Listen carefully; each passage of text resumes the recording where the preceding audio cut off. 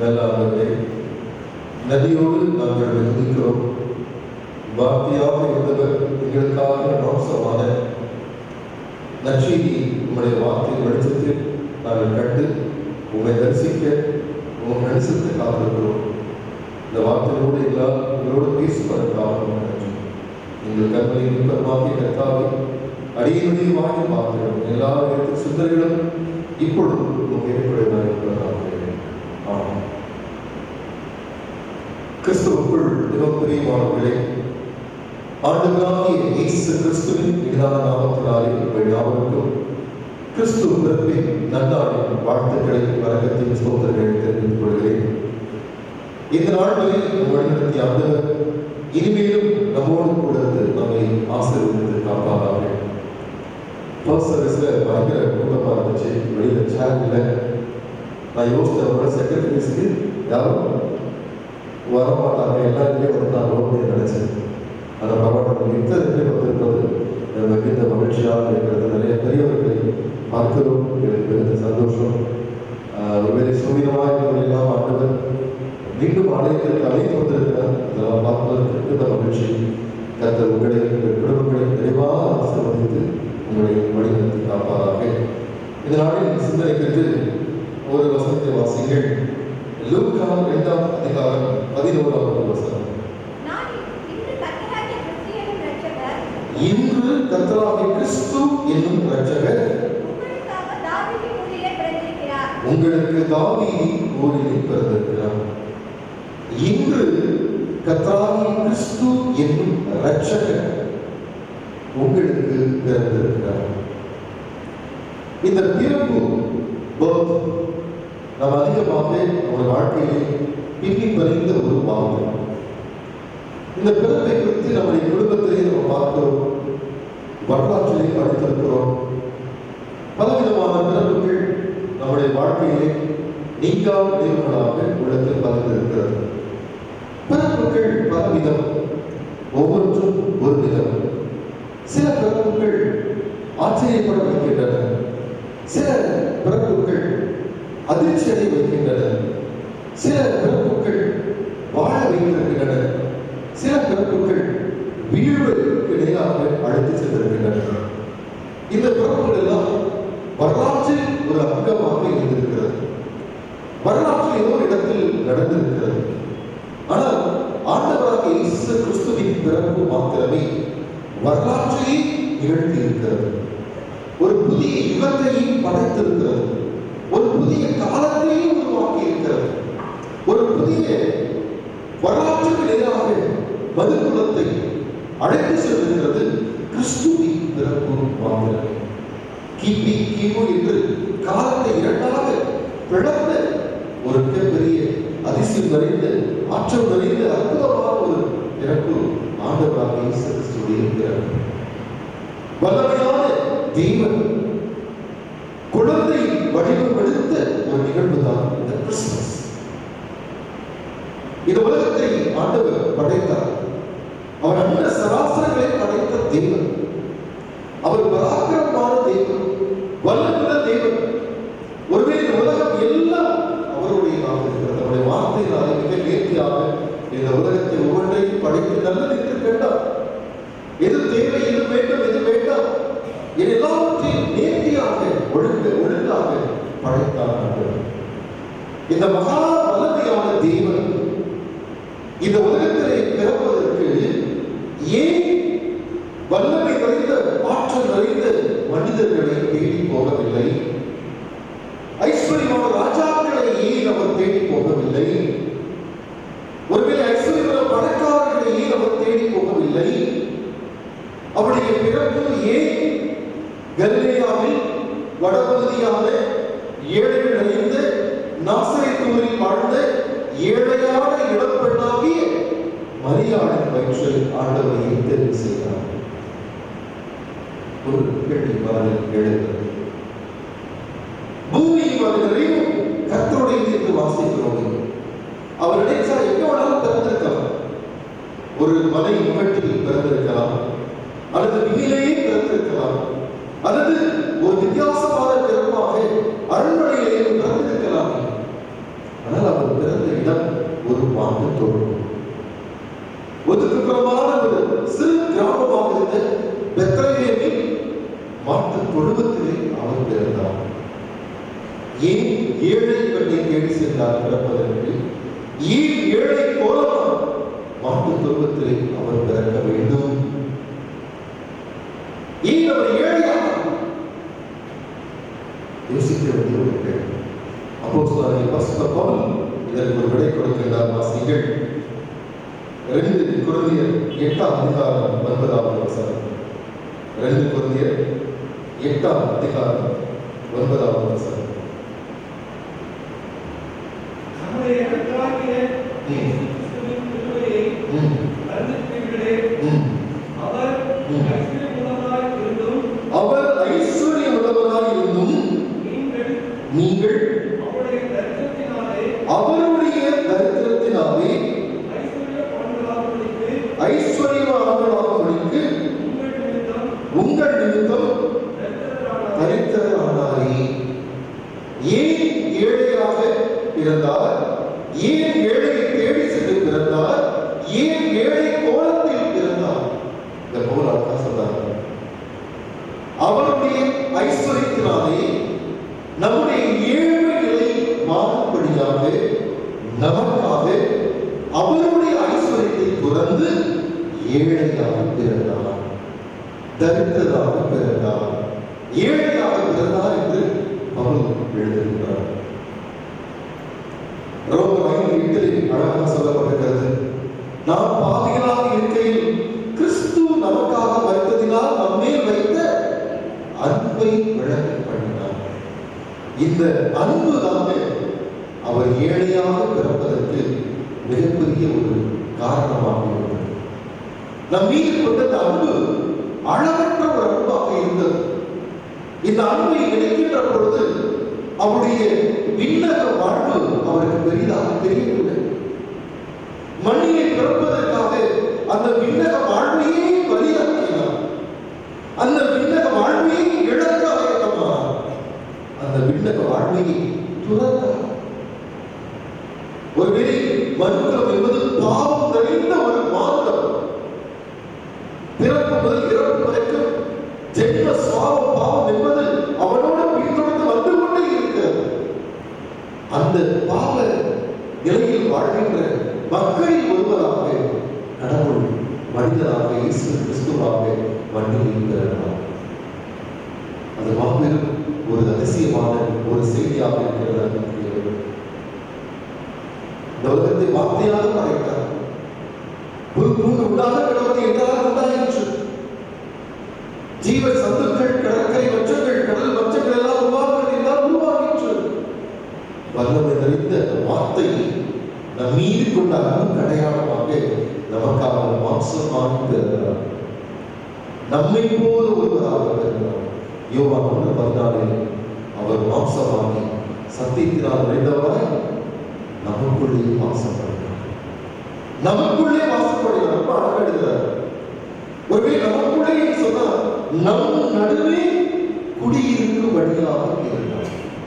எங்குவாங்க இந்த மக்களின் நடுவே குடியிருக்கும்படியாக பிறந்தார். வீட்டுல பிள்ளைகள் எல்லாம் இருப்பாங்க. அப்பா அம்மா என்னதான் வீடு இருந்தா அப்பா அம்மா கூட இருந்தா பிள்ளைகளுக்கு ஒரு மகிழ்ச்சி. ஏன்னா எங்க அப்பா அம்மா ஏன் கூட இருக்காங்க, எது வந்தாலும் எனக்கு கவலை இல்லை. அப்படி நம்மோடு இருக்கும்படியாக வாசப்படும்படியாக அங்கே நமக்குள்ளே கூடாரம் அமைந்து ஆண்டவர் வாழும்படியாக வந்தார் என்ற செய்தி எவ்வளவு பெரிய மாபெரும் செய்தியாக இருக்கிறது. ஒருவேளை நம்மோடு தங்குவதற்காக மாத்திரமல்ல, என்றென்றும் நம்மோடு வாழும்படியாக இம்மானுவேலராக பிறந்திருக்கிறார். அழகான ஒரு செய்தியாக இருக்கிறது. என்றென்றும் வாழும்படியாக நமக்காக இம்மானுவேலர் என்றும் நம்மோடு இருக்கும்படியாக பிறந்திருக்கிறார். இது அதிசய பிறப்பு தானே, இது அற்புத பிறப்பு தானே, இது வரலாற்றையே மாற்றிய ஒரு பிறப்பு தானே. இந்த பிறப்பை கொண்டாட நினைவு கூறத்தான் ஆண்டவர் உங்களையும் எங்களுக்கு அழைத்திருக்கிறார். நமக்காக ஒரு ஏழையாக நம் வாழ்வு கொடுக்கும்படியாக நமக்காக தம் வாழ்வை பலியாக்கினார். செய்தியை ஏன் மேய்ப்பர்களுக்கு அறிவிக்க வேண்டும்? வாசிக்கிற நற்செய்தி வேத பகுதி லூக்கா 2ஆம் அதிகாரத்தில் பார்க்கலாம். ஏன் மேய்ப்பர்களுக்கு அறிவிக்கின்றார்? இன்றைய இன்றைய காலகட்டத்தில் ஒரு செய்தியை அறிவிக்க வேண்டும், சொல்ல வேண்டும் சொன்னால் ஒரு வாட்ஸ்அப்லயோ அல்லது ஒரு டெலிகிராம்லயோ நம்ம போட்டுவிட்டா போதும், சில வினாடிகளில் உலகத்தின் மறுமுனைக்கு சென்றுவிடும்.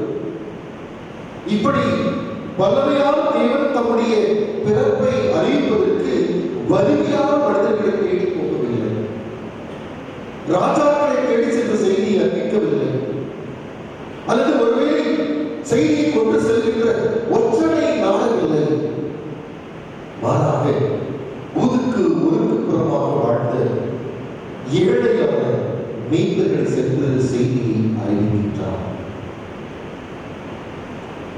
ஒருவேளை இங்க இருக்கின்ற இந்த செய்தி அறிவிப்பதற்கு அன்றைக்கு இஸ்ரேலில் நிறைய மக்கள் இருந்தாங்க, ரூலர்ஸ் ஆட்சியாளர்கள் இருந்தாங்க, பிலாத்து, சீஷர், இன்னும் ஏரோது போன்ற தலைவர்கள் எல்லாம், அரசியல் தலைவர்கள் எல்லாம் இருந்தார்கள். அங்கே சொன்ன விஷயம் சீக்கிரமா போயிடும், சொல்லவில்லை.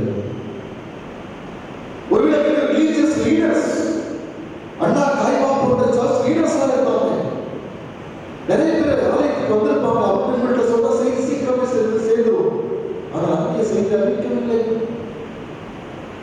அங்கே இருக்கிற இன்டலெக்சுவல் பீப்புள் என்று சொல்லப்படுகின்ற சதுசேயர்கள், வேத பாரகர்கள், பரிசேயர்கள் அவரிடத்தில் சொன்னால் ஒருவேளை அவர்கள் அறிவித்திருக்க கூடும், அங்கேயும் சொல்லவில்லை. ரிச்சஸ்ட் பீப்புள் நிறைய பேர் இருந்தாங்க. பணத்தினாலும் பொருளாதாரத்தினாலும் உயர்குடி மக்களாக வாழ்ந்த ரிச்சஸ்ட் பீப்புள் சொல்லியிருந்தாங்க கூட அவங்க ஆழத்துக்கு சொல்லியிருப்பாங்க.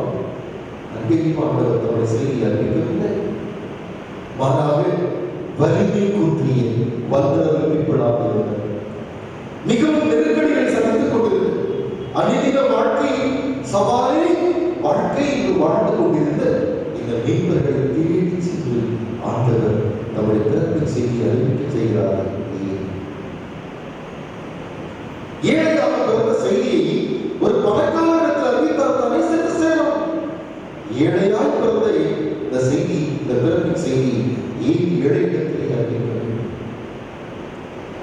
அதுவும் மேய்ப்பர்கள் அன்றைய காலகட்டத்தில் மிகவும் கடினமான உழைப்பாளிகளாக இருந்தாலும் கூட அவர் வாழ்க்கை துக்கம் துன்பம் நிறைந்த ஒரு வாழ்க்கை. சரியான தூக்கம் இருக்காது. இரவு நேரத்தில் தன்னுடைய எஜமான்கள் எப்பொழுது வேண்டுமானாலும் வரக்கூடும். தன்னுடைய ஆடுகளை காலை எடுத்த உடனே கணக்கு பார்த்து எஜமான்களுக்கு கணக்கு ஒப்புவிக்க வேண்டும். ஒரு ஆடு காணாமல் போனாலும் இவருடைய திருடர்கள் சொல்லிவிடுவாங்க.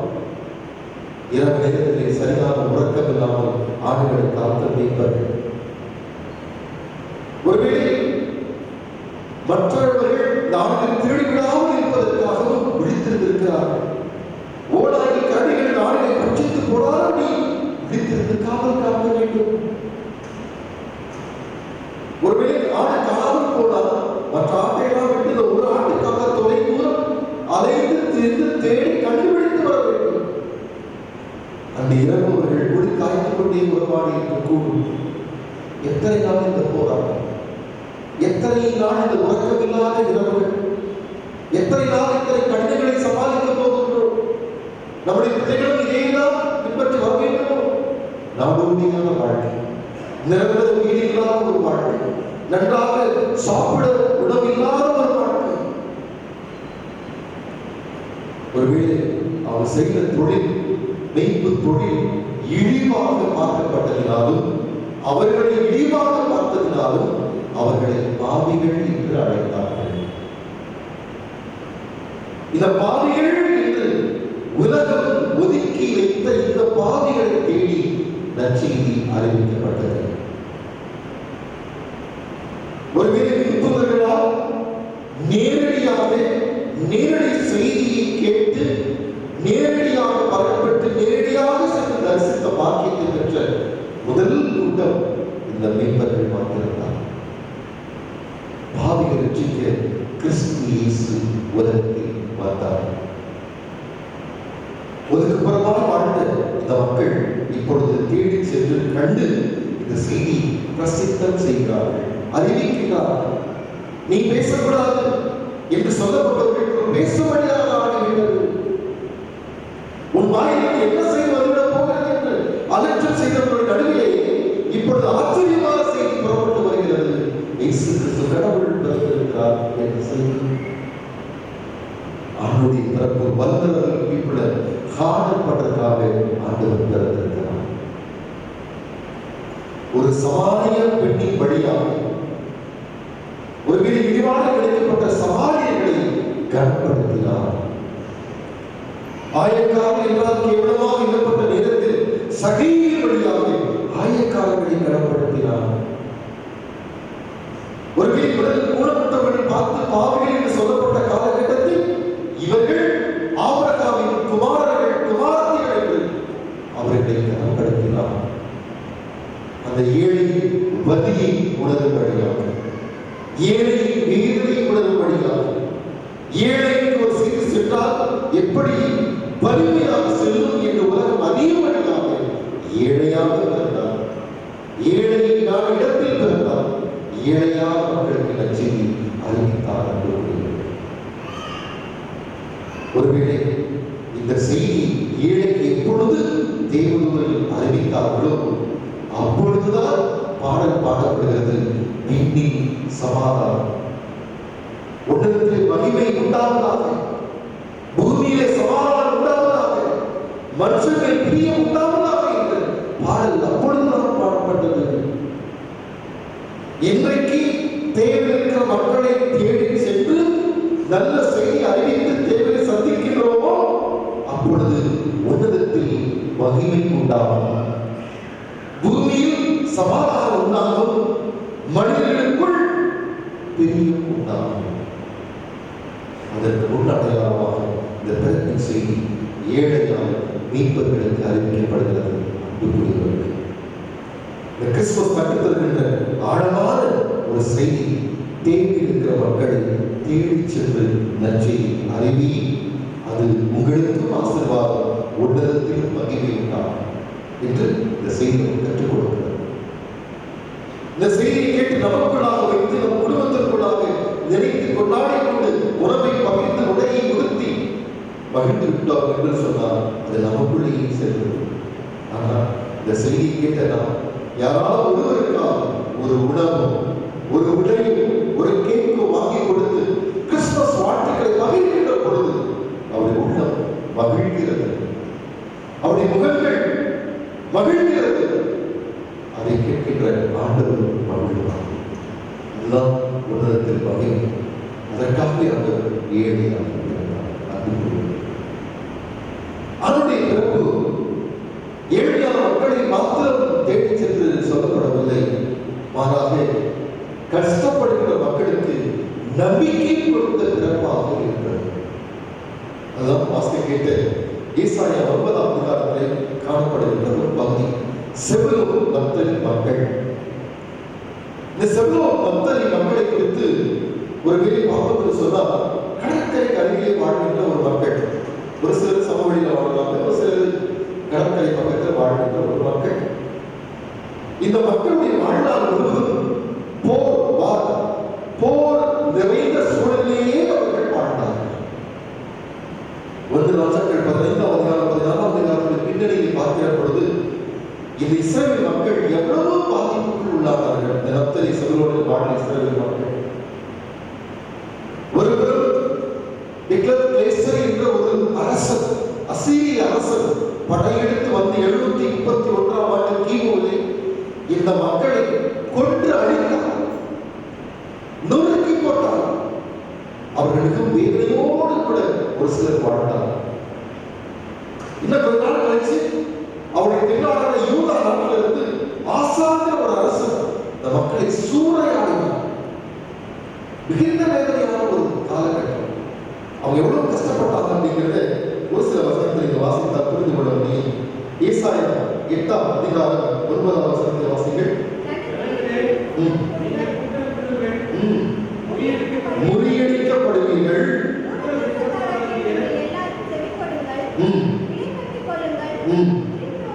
முறிந்தோடுவீர்கள். செபுலோன் நப்தலி பற்றி சொல்ற வார்த்தை, நீங்கள் முறிந்தோடுவீர்கள்.